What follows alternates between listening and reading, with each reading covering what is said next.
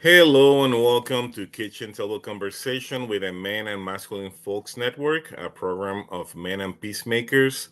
Together, we're shaping new meanings of masculinity that are authentic, caring, and thoughtful. As you may know, each month we choose a topic that can help men and masculine folks identify our role in creating safe thriving communities. We host two discussions about the topic, where the first one focused on developing a deeper understanding, and for the second conversation of the month, we talk about practical ways that men and masculine folks can work to create positive change in our communities. Remember, these conversations are a way for us to learn new things from different perspectives, as well as to change for us to model how we can all have these conversations with people in our lives. Yeah, and we are so glad that you can join us here, whether you're watching our conversation live on Facebook or on YouTube, or maybe you're tuning in at a later time. That's all good. Listening on our podcast, possibly. So, however, you're joining us, thank you for being here and connecting with us. So, as a reminder, those of you who joined us last time, for this month, we've been talking about potholes, and today we're going to be getting into how we as menfolk can practice avoiding potholes in conversations with, colleagues or friends, and then also how can we get out of the potholes after we've already fallen in. So before we jump in, we'll do some quick intros for all of us here. My name is Sean Hayes. My pronouns are he, him, and his. And I do male engagement work here at Men as Peacemakers up in Duluth, Minnesota. And let's see, I'll pass it over to Sean. Hey, I'm Sean Elmquist. He, him, his. I am I can't remember my new title, but I've been doing campus prevention work, and then I do training and technical assistance around prevention and restorative practices. Thank you. And I'm Felix Martinez, pronouns he, him, él, and I work for Esperanza United as an engaging men and boys program specialist. And I'm also part of the Men and Masculine Folks Network and ally of Men and Peacemakers, one of the coolest organizations that I know. So, all right. So, let's get into this. As a reminder, a pothole is an idea, an opinion, or an argument that distract us from our ultimate goal of reducing the number of people harmed by gender-based violence. So when we stuck in a pothole, there are a few things that we can do. First, we have to check our blind spots. We may have an ideas or arguments that are outdated or have been proven to be ineffective. The second one could be then we can change lanes by acknowledging the other person's perspective and agreeing that we both want to reduce the number of people harmed.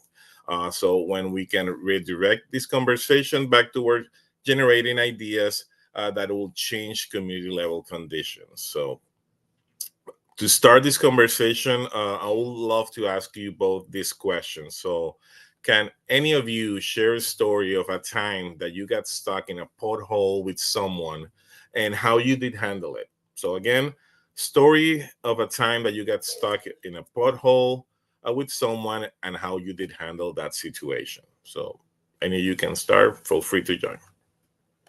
I was going to say I'll jump in. Looks like maybe Sean's got someone saying hi. But I was thinking about, I'm sure there's probably tons of examples that I could share. But the one for me that comes to mind is a couple years ago. I was starting to do some more work with the Don't Buy It project, and we had released our first sort of mainstream curriculum, and it was like this really thick 20 session, kind of like a year-long type program that focused on how we could prevent and reduce the demand for sex trafficking and other forms of commercial sexual exploitation in our communities. And as some folks may know, that's actually how I originally connected with Men as Peacemakers. Was they hosted a pilot group for the Don't Buy It project. Gosh, I should know what year that was, but probably about 8-ish years ago. And so I attended this class before I ever, started working at MAP. So I was a part of this year-long cohort. There were 5 or 6 of us from community, a couple of guys and a couple of gals, and it was a really, really cool opportunity for me to learn a lot about my own privilege and ways that I was possibly, contributing to some harm in the community. And so it had been this really cool experience. And then, fast forward a couple years later, I remember I had been contacted by a really good friend of mine, Evan, and he had wanted to meet up to talk about the Don't Buy It project. And I was like, okay, well, that's cool, like I like talking about the work that I do, and especially this program, because it was kind of this meaningful step for me into this type of work. And I remember we were at Herbert's and Gerbert's, just like a block away from here, sat down, and he was like, so this is super problematic, this whole curriculum.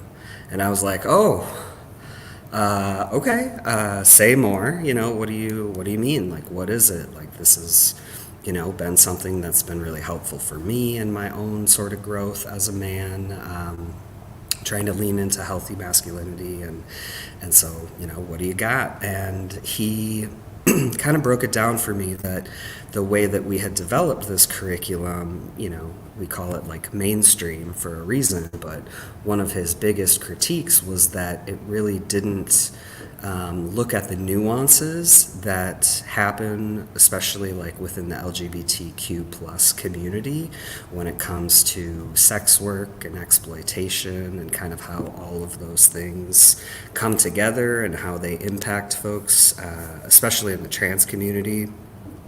And I was sort of new in my work within the community as well with Trans Northland, and so it was a really big learning moment, I think, for me. And I think initially, this was several years ago, but my sort of initial feeling was to be defensive and to like want to defend this thing that like I had gone through myself, and it had been so helpful. And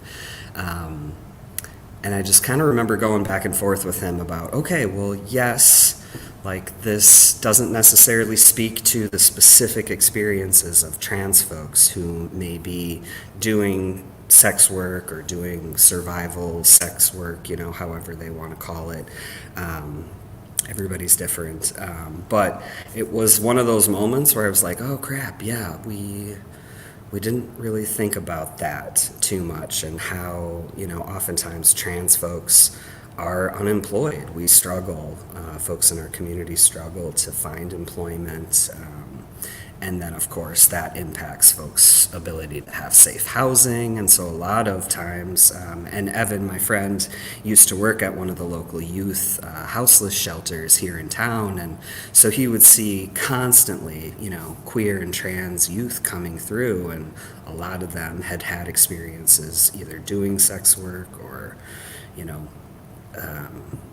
like, hey, we can have sex if you can let me sleep on your couch kind of a thing, like just because they didn't have a place to go. They weren't able to get a job. They weren't able to find safe housing. And so then, they're more vulnerable to this type of harm and exploitation. And so it was I think a big moment for me personally to just sort of open my eyes to like the bigger picture, the nuances of how people in different communities experience the same, say curriculum in this case, and how it really just doesn't, it's not like a one size fits all. We have to actually like dig a little bit deeper. And so, yeah, I was defensive, but also, attempting to be open and curious. And then I remember I ended up having a lot of conversations with Sarah Curtis, who's our executive director now here at Men as Peacemakers. And and it just, I don't know. I feel like ultimately now, years later, looking back, it was like that was a super important pothole, I think, for us to get stuck in, just to sort of like open up our perspective on how this, harm and exploitation shows up differently in different communities.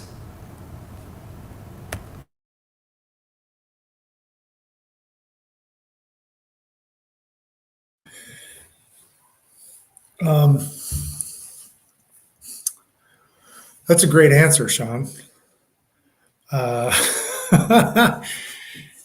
Mine is going to be a little more. It's not going to be, well, whatever. Just managing expectations here from the jump.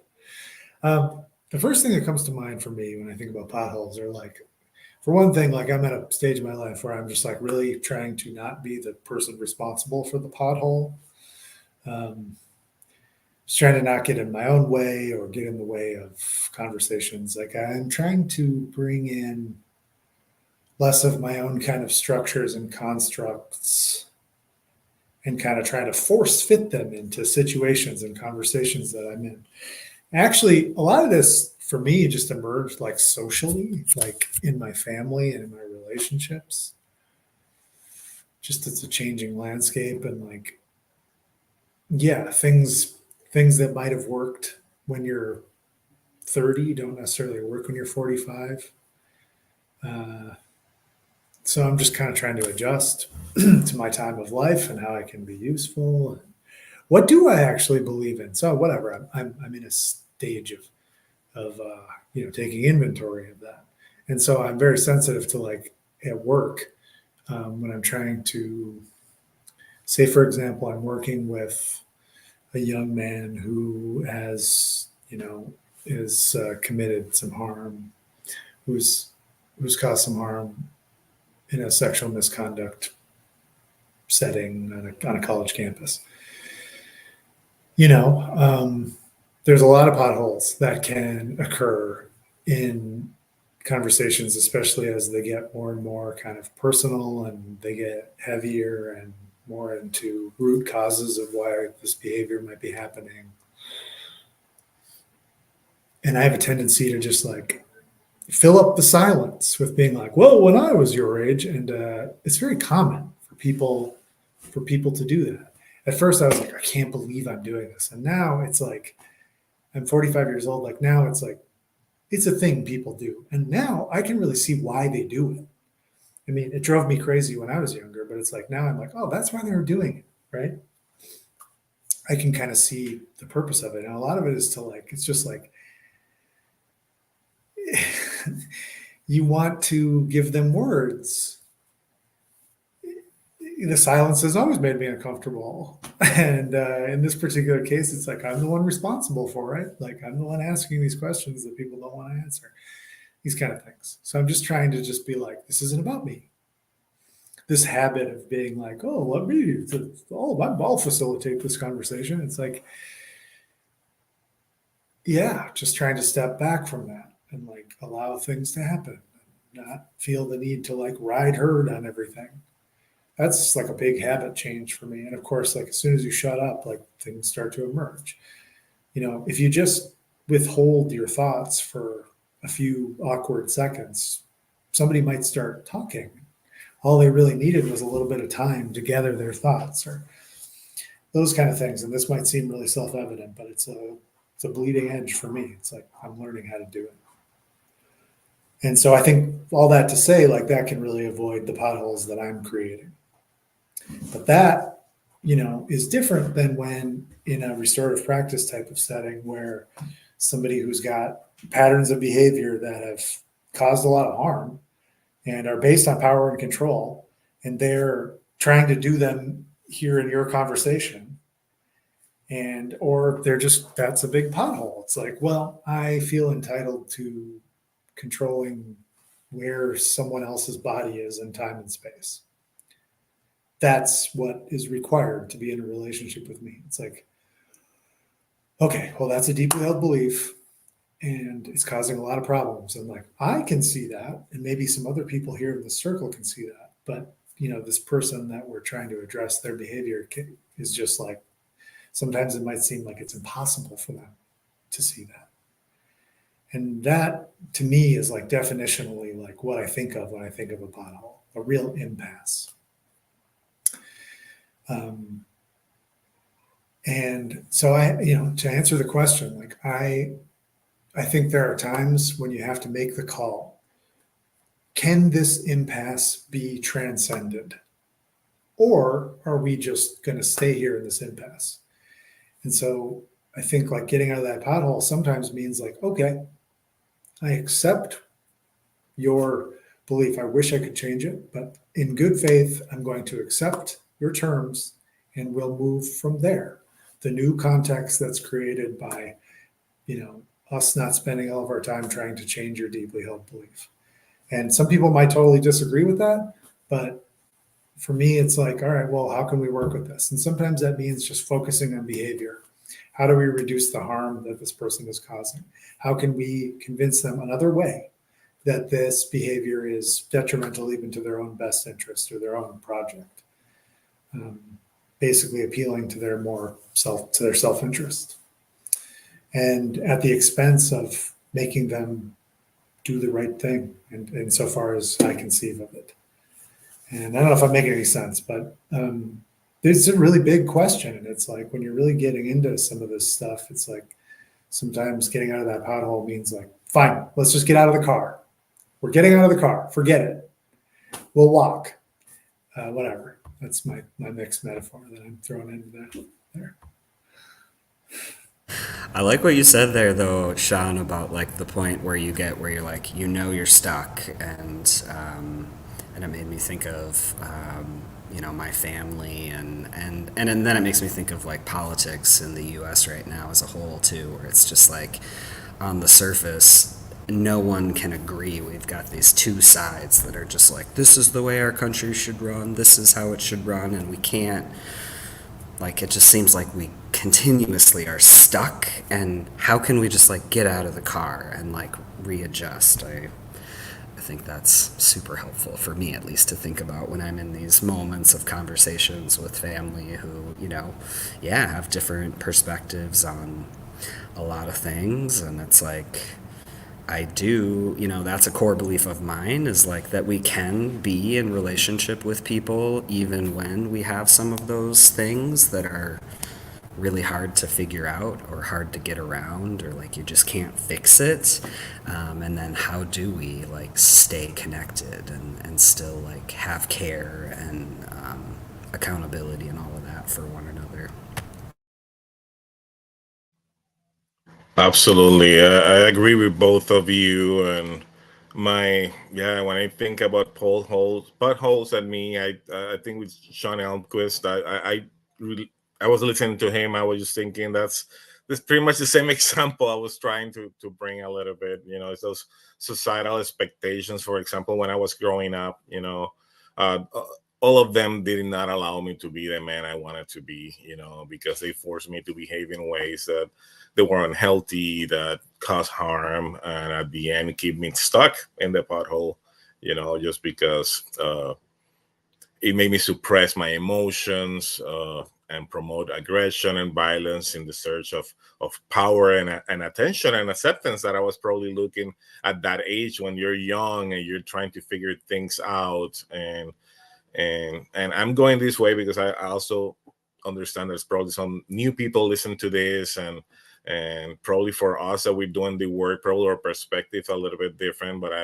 also wanted to hopefully catch some of the new crowd that maybe are listening to this for first time, and they can see those expectations, affecting us, and the need of us to succeed, and sometimes we don't have that people around us to support us, and all these expectations, what it gave us is more stress, more anxiety, that feeling of pressure.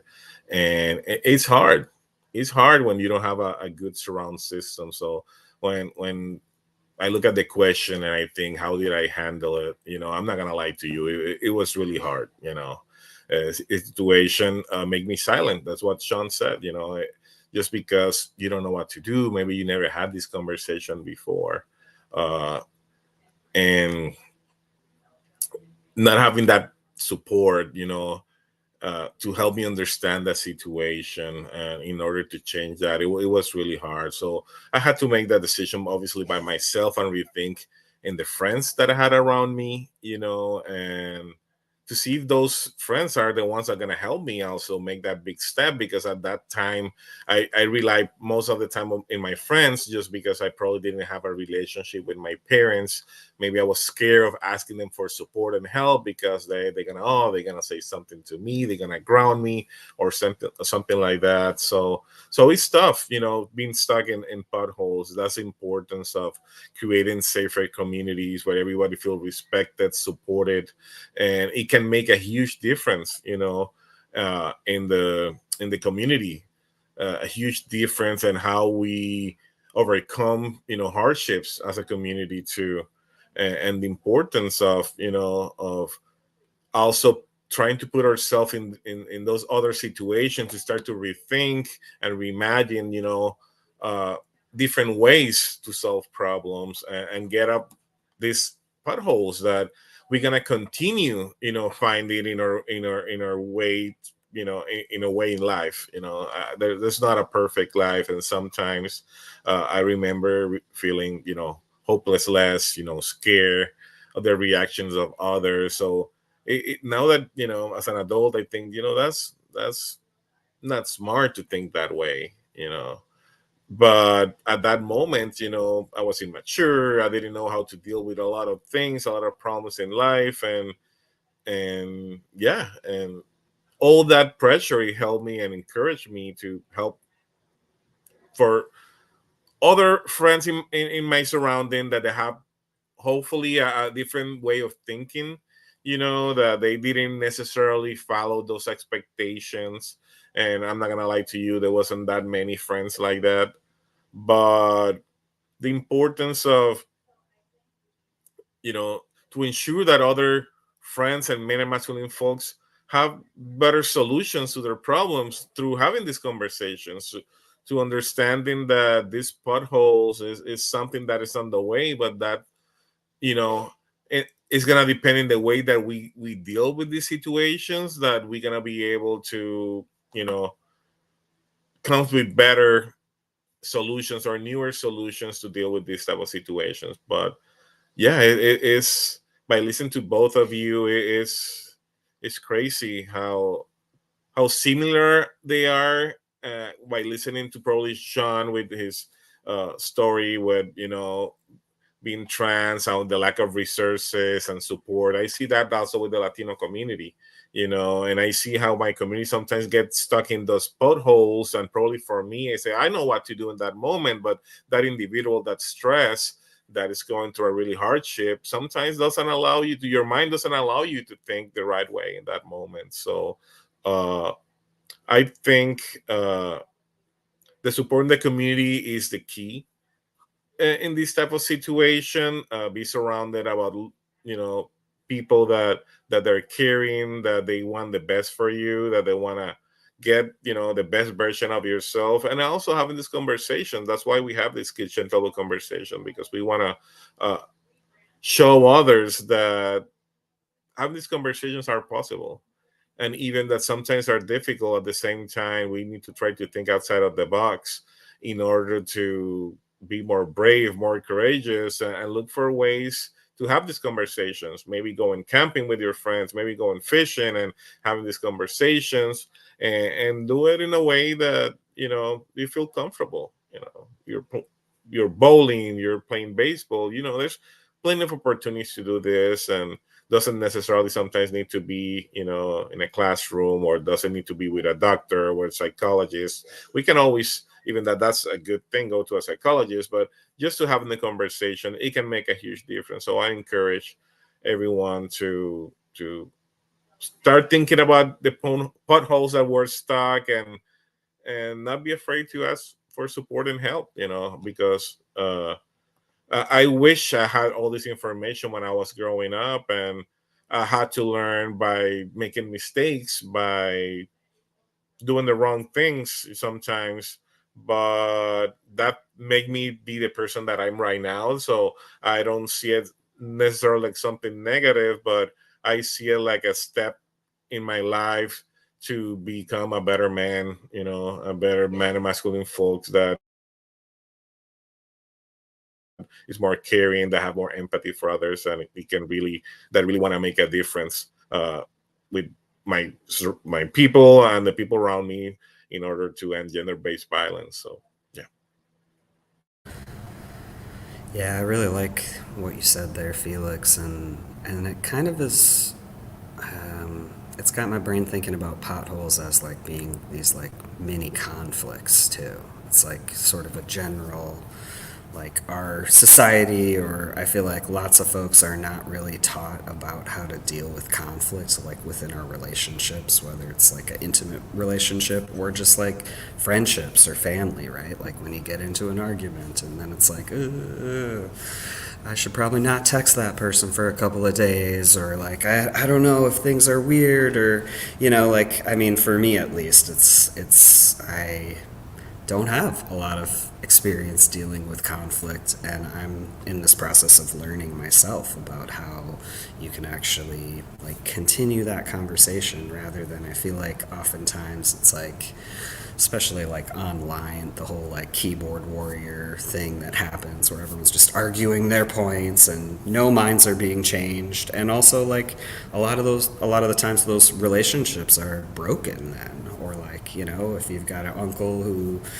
disagrees with you about something, it's like, well, no, I'm never going to talk to that uncle again. And it's like, man, I feel like in interconnected communities, it's such a big piece of like conflict is inevitable, right? These potholes are gonna come up, and then like how do we continue to lean in and like not run away from that like scary conflict thing, which is definitely my tendency, but kind of moving us along in our conversation. So, what do we do? What are some things? And this concept of checking your blind spots has come up. And I'll just pop this up on the screen. If it goes, there it goes. So, checking our blind spots when we realize we're stuck in a pothole, what does that feel like when we're having a difficult conversation? So, and that whole, I'm trying to see, checking our blind spots is like, yeah, checking in with ourselves to see if maybe some of our ideas or arguments may be outdated or have somehow been proven to be ineffective, and maybe we just don't know. So there's this concept of checking on our blind spots. So what do you guys think about that? I think we all should check our blind spot when we're having difficult conversations. I think that allows us to reflect in the conversation that we're having. Hopefully, think different perspectives, assumptions that we have. Maybe check our own privilege, and maybe try to think what we will do if we in that others people situation. I think that will allow us to increase our self awareness or perspective of others, and also understand that we're sometimes in vulnerable situation when we need to accept, if we don't have the answer, or even if we make a mistake, and at the same time to build empathy and understanding, if we really want to connect, in a deeper level, or address, the issue in a more positive way. um, I really think checking our blind spot can be extremely powerful learning experience for all of us when we have a better understanding on it, and help us, lead us in a personal growth. It will improve our communication skills, and it help us and give us a better ability to navigate difficult conversations. That when you're thinking of potholes, I think those blind spot are probably some keys that we need in order to overcome those potholes. So overall, I think by checking, those potholes, I think we can be a transformative process. It could be life changing. It's gonna enhance probably our abilities to understand, to deal with those difficult conversations, probably with integrity, with compassion, and love that every person, and dignity that everybody deserve. It will help us to grow up as a persons, and And I think it is a key, and but sometimes for me, when it's not until I find myself in those situations that I start thinking, okay, maybe what Sean is going through, what is to lose a good friend.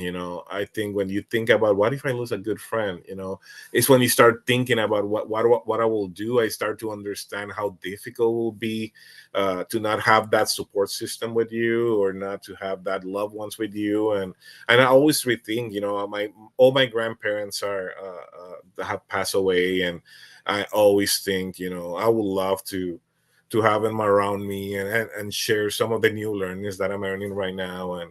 And it sometimes make me really sad, and but it's that point of understanding, that's life. Let's let's think in those good moments, and maybe have those conversations with that people that we have around us, and maybe never had those conversations before. So hopefully be that support system for them, and remind them that life is beautiful, and we need to be grateful for all those amazing moments that we have with those people that are not around us. But at the same time, how can create better support systems, building empathy, building respect, integrity, love, values that we all have, and sometimes we don't use them as we should. So yeah, our blind spot are something that we always need to be aware if we want to become better persons, better individuals, better friends, better partners, better everything. So yeah. Thanks, Felix. Yeah, I mean, obviously, some of the stuff you're talking about definitely connects with some of my own thoughts.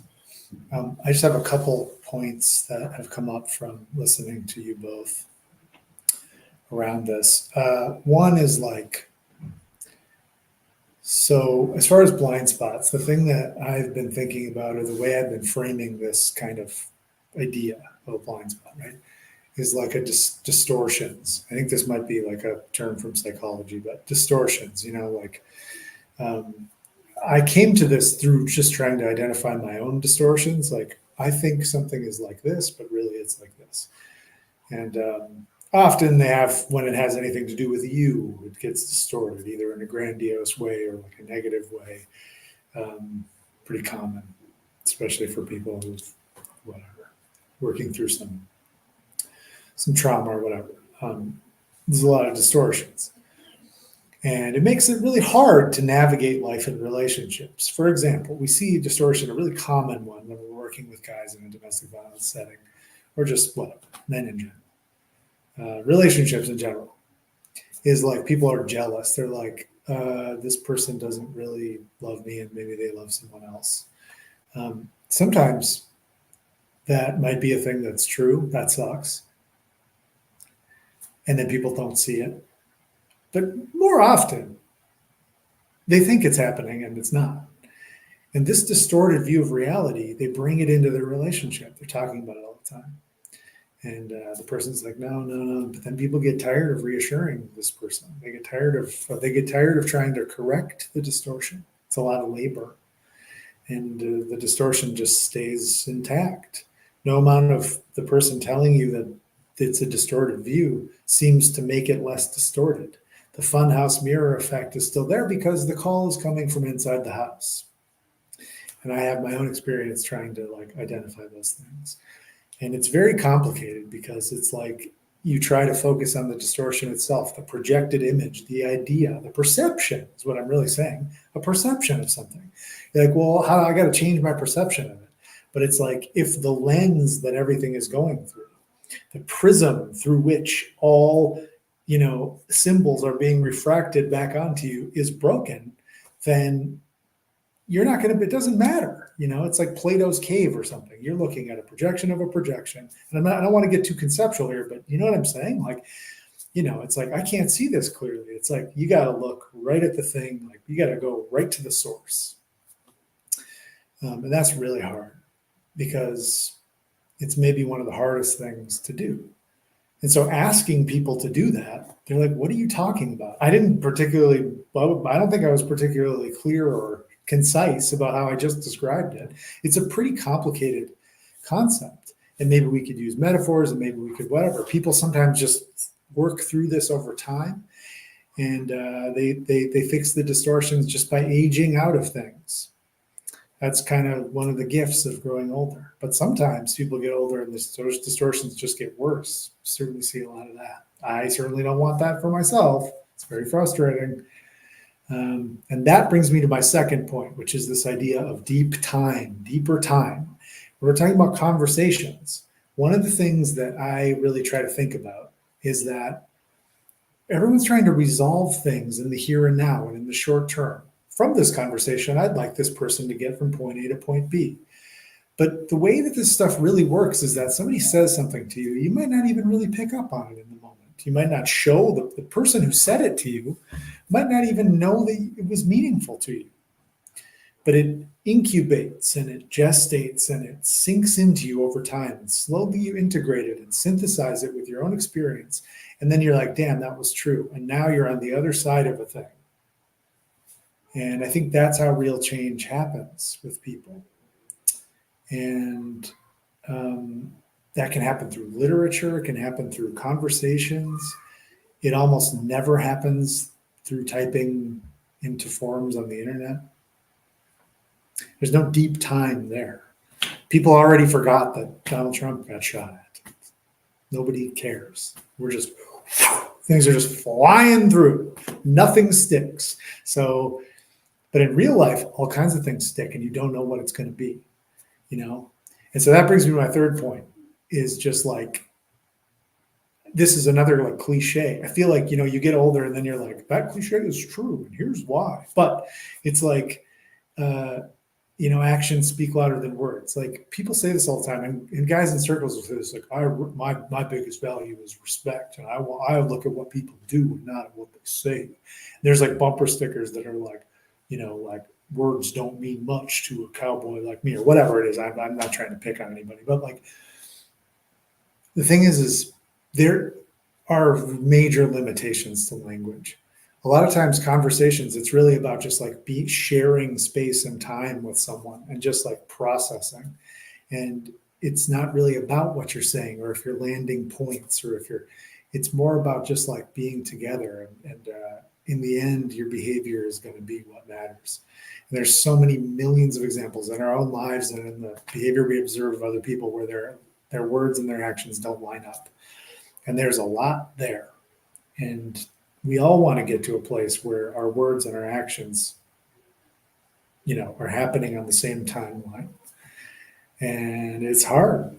And being impeccable with your words and being impeccable with your actions is, I think, something that a lot of people want to do. But yeah, I think those are my three thoughts that I've been kind of thinking about. Yeah, I like that. Wow. I'm such a bullet list kind of a guy too. So it's like point 1, 2, 3. That's great.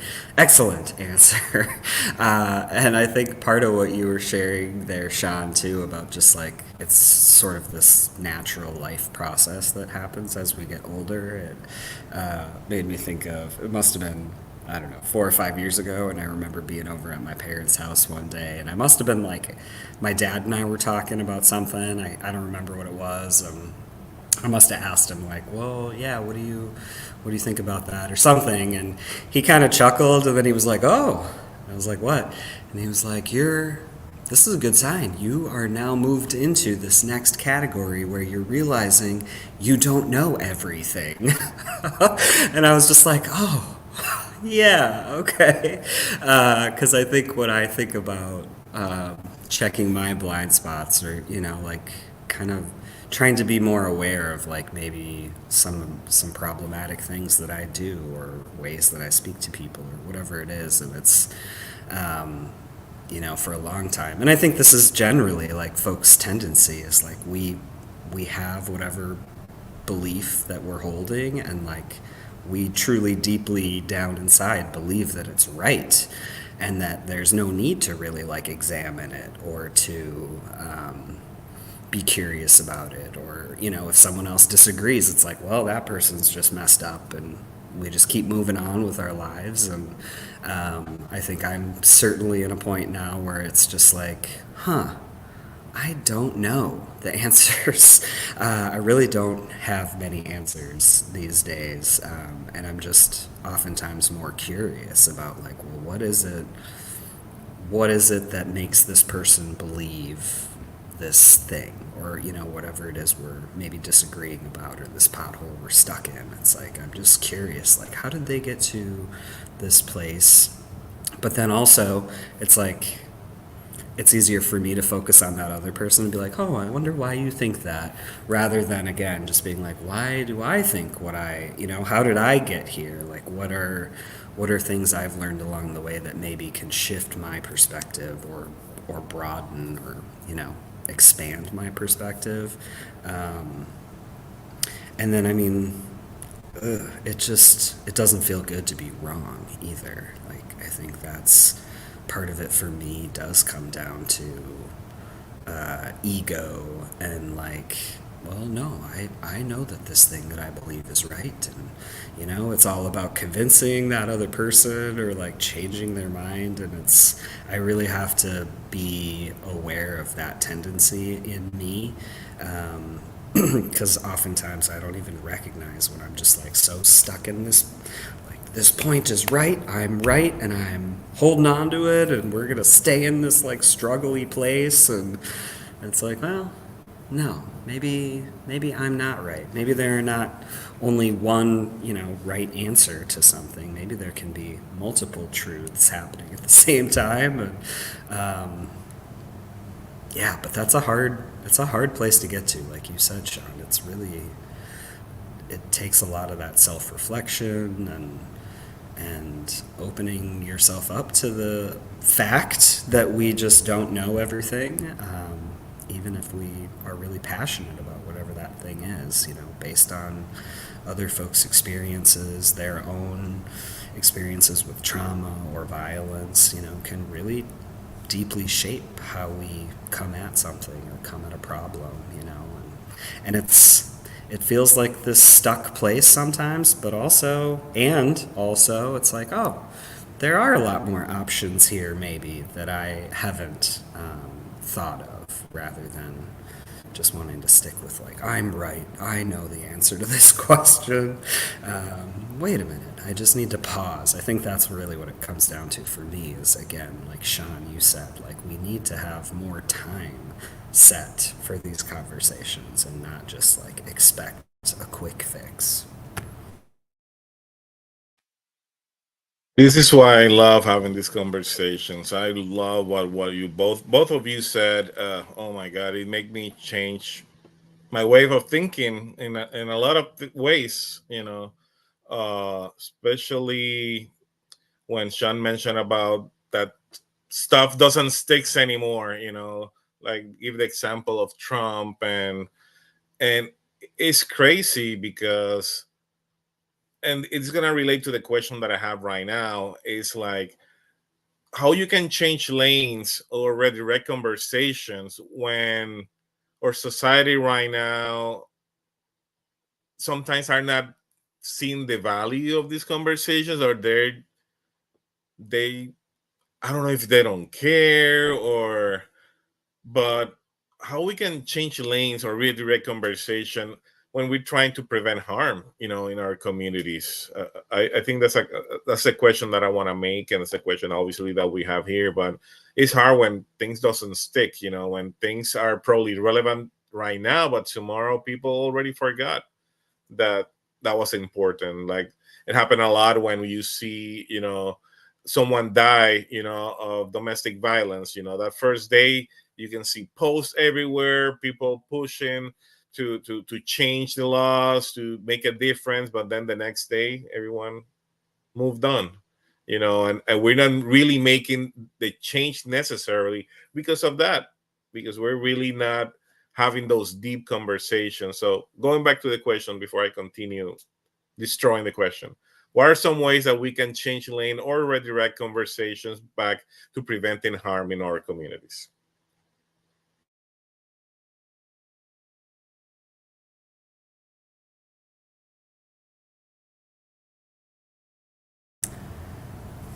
I don't know. No, I think what I'm thinking is something that I've noticed, you know, as a, I guess maybe an example would be like co-parenting. Oftentimes, my ex and I are communicating about details about a schedule or, whatever with our kiddo. And I feel like my brain and her brain, like we oftentimes will get off kind of stuck in the weeds or stuck in potholes, arguing about this or that. And it's been a practice of mine to try to, at least when I notice that we're in those places, to pause and try to like go back to the big picture, which is, taking the best care that we both can of our kid. And so, sort of, when I think about redirecting the conversation, it it does kind of feel like, okay, we're going to take a pause here, time out. How does this impact our kid? How is what like this argument that we're, whatever it is. And it's, come down to things like what school should she go to? Or should she be in a language immersion program? Or, things like that, that like we just have disagreed about. And then it's like, okay, wait, okay, I can get behind this thing that she wants because ultimately I can see like big picture. This is gonna be good. This is gonna be something that can be healthy for my kiddo, even if in this moment I'm like, I don't know if it'll, I don't know how it'll turn out. But I think for me, it's like getting back to that big picture. So when I think about for example, the thing that comes to mind right now is after the Supreme Court passed all of that crap about like houseless folks, basically criminalizing houseless folks. And we've got some of that going on right now in the city of Duluth. Our mayor and city council folks are sort of talking about changing some of our laws around houselessness, and I don't know all the details, but I feel like that's a topic where a lot of folks disagree and are like, how do we fix this problem, kind of, and rather than calling it a misdemeanor or a petty fine or, whatever, all of these sort of detail things, it's like, hold on. Can we get back to the big picture of the fact that there are people in our communities who don't have a safe place to go? And what are some other ideas? Like, how can we brainstorm? How can we stop the fighting and arguing about this is right or this is right and sort of expand? Okay, well, what if we tried this third option? Or maybe someone else joins the conversation at that point and has a different idea. And so it's really hard though. I mean, there's a lot of I would say anger and fear out there, when it comes to these bigger issues of houseless folks or gender-based violence and how that shows up in our communities and how we want to fix that in different ways. And so it's like, yeah, just like redirecting back to like, okay, people are being harmed in our communities and we can argue about this or that or this policy or this should be against the law, but like it's still happening. There's still folks who need help, and how can we think about this in a different way where we're not just getting stuck and then nothing is actually happening for these folks who are in need.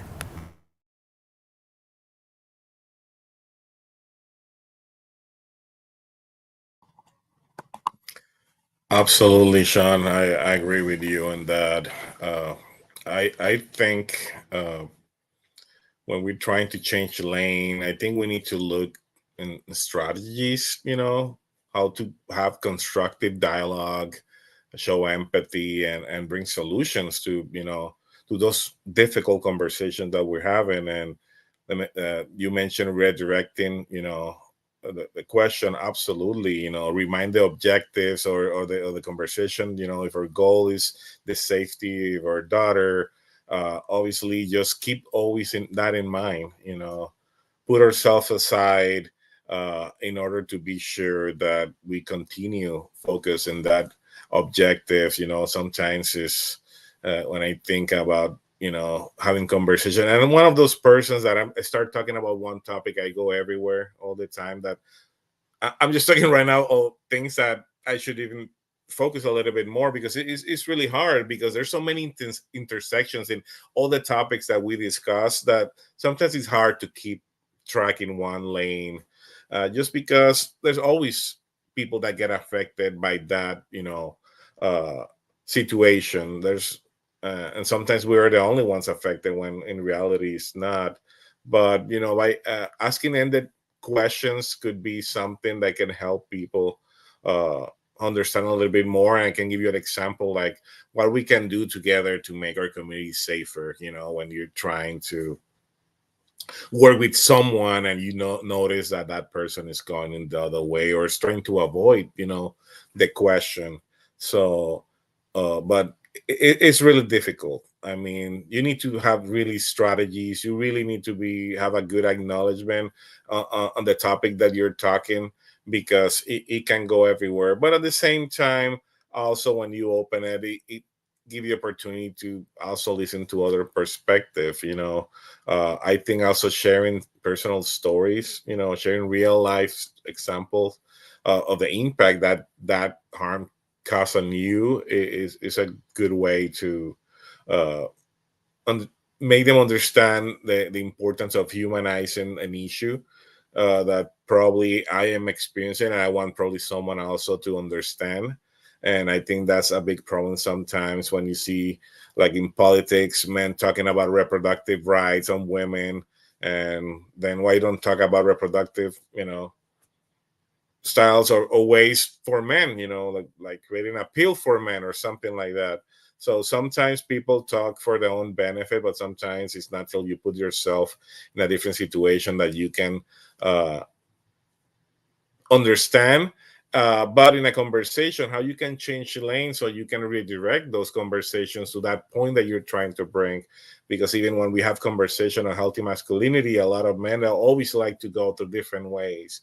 No, because women do this, because women do that, and they avoid just being vulnerable and talking about, yeah, you know what, I really need to work on myself, but how I can do this in a way that I show empathy, so that person don't feel that I'm accusing them of something. So yeah, for sure, strategies is we need to have better strategies in order to do this. Sometimes showing like data and facts could be a good way to redirect something, especially when people use information that they found in the internet, that probably from a weird website, that that there's no scientific proof or anything like that, but people use that. And sometimes we need to look for all these tools out there to redirect, to be sure that the conversation that we're having with those individuals are are meaningful, and at the same time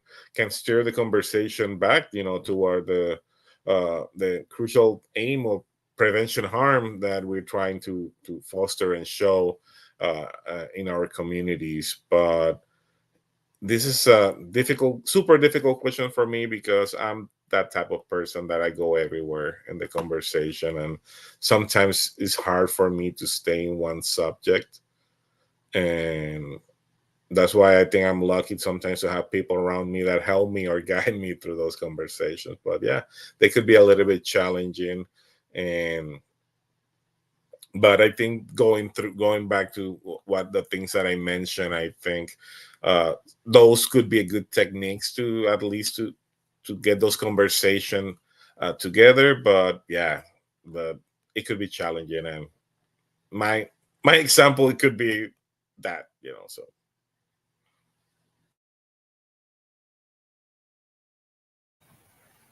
Yeah, it's funny. Yeah, it's very relatable. I really struggle with staying on subject. I'm trying to get better at it. That's why I'm starting to list things by number. But anyway, um, yeah, I mean, something Sean said. I mean, look, it's like, okay, let's look around at the world around us. It's like I've been working in gender violence prevention work for a long time. Um, some things have changed. there's still a lot of gender-based violence for sure. I think the dynamics are shifting and whatever. That conversation continues, and we continue to do a lot of direct work around that. At the same time, in our society, in our lives, we can see this very glaring, real time, constant, like huge people are in really struggling out there in all over the place, everywhere. I don't think there's a place where you can go where there aren't people really, really openly suffering in front of your eyes, which wasn't the case. That was a lot more hidden or occluded when I was younger. That was a lot more hidden not very long ago. But people are just out on the streets really struggling. And as a society, we clearly don't have any solution for it. In fact, it seems like the consensus is like, yeah, that's just going to be what it's like now. And I think this is a real awakening for a lot of people, which is, you're raised and there's a lot of propaganda that goes into this, but you're basically like told like we live in a democracy and it's the best. Actually, it's the best system in the world because, it gets the most benefit for the most people, and these market-based solutions will. And it's just like everything's getting worse and shittier, and people are like living on the streets. And there's just this direct evidence for everyone that this isn't working. So that whole story appears to not be true anymore, or maybe never was. And not to make it too political, but I mean, you'd have to be, I don't know how you couldn't, I'm just describing it pretty straight up. So I see it as two questions. There's our individual lives and our relationships that we interact with, and the ways that we can control our own behavior or shape our own habits and behaviors, the ways that we show up. And I believe that we do have free will to some extent in that department, and it makes a big difference. In fact, it might be the only thing that we have any control over in our entire lives, is just the way that we show up. And I think it's really important. But we can't fix houselessness as individuals. So I think we're just really at a moment where it's like, where do we fit on this? In some levels, in some ways, we are like reinvesting in our personal lives because it's just the only thing that we can make a dent in. But when you do this kind of work that we do at Men as Peacemakers, and all three of us do in the community, you're looking at the bigger societal collective problems, and you're trying to get people on board with trying to change them. But more and more and more people are doing that outside of the state or outside of the kind of sanctioned means that we used to do them in. So that's a big shift. And so how do we steer the conversation? I mean, it's really hard. I don't know if it's ever been harder, because people are like, there is no consensus reality. There's no shared view of what the world looks like. Like when we talk about distortions, people are like, I live in this world and you live in that world, and there's very little overlap. So it's full spectrum information warfare. I mean, everything is turned up to 11. So how do you steer the conversation?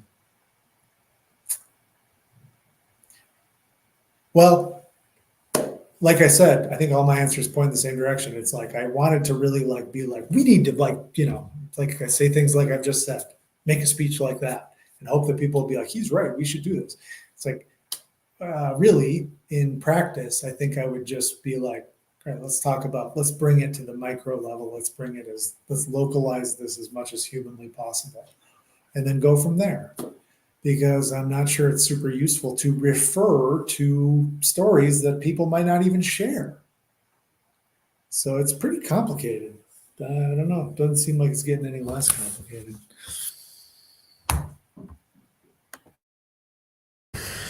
Yeah. Whew, it is. It's complicated and it's hard and there's no playbook, you know.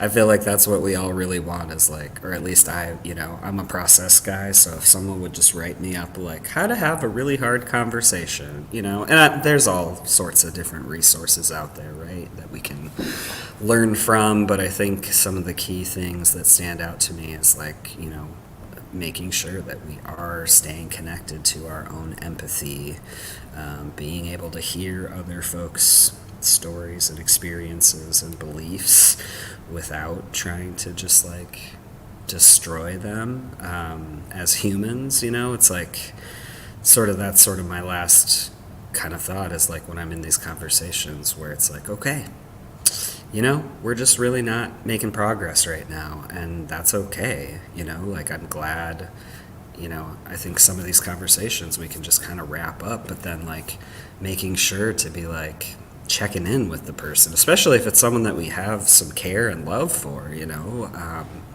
hey, that was a really tough conversation and we disagree and that's okay, but like, are we good? Like, what do we, how can we still hold on to this relationship as we continue to kind of grow and shift and think about all these different things? It's a lot. And so, yeah, I'm really grateful for you guys, Sean and Felix, for being here today to talk this through and help me kind of think and process through this as well. And for all the stories and ideas y'all shared. And thanks to all of you who have joined us or tuned in at some point.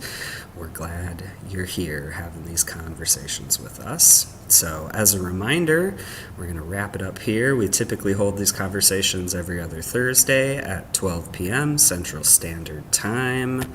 And our next one will be on Thursday, August 8th at 12, and we will be learning more about transphobia and homophobia and how both of these things impact people experiencing violence and harm in our communities. And I'm excited. We'll be joined by a guest star, Mac Mars, and Mac is the Systems Advocate and Advocacy Coordinator at PAVSA here in Duluth, and so very excited to connect with him and talk more about how these things show up. So don't forget to follow up on social media and please stay connected with the Men and Masculine Folks Network.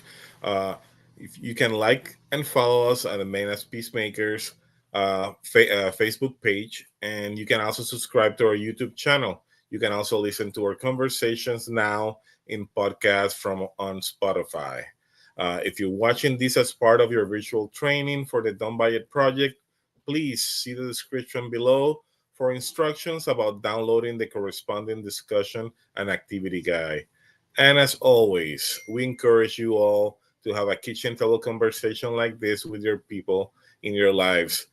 It's through our conversations like this that together we are building communities free of violence where everyone can thrive. Thank you, everyone, again for joining us in the kitchen table conversation. So, thank you and see you on the 8th. Have a good one. Great to see you both. Bye. Bye bye.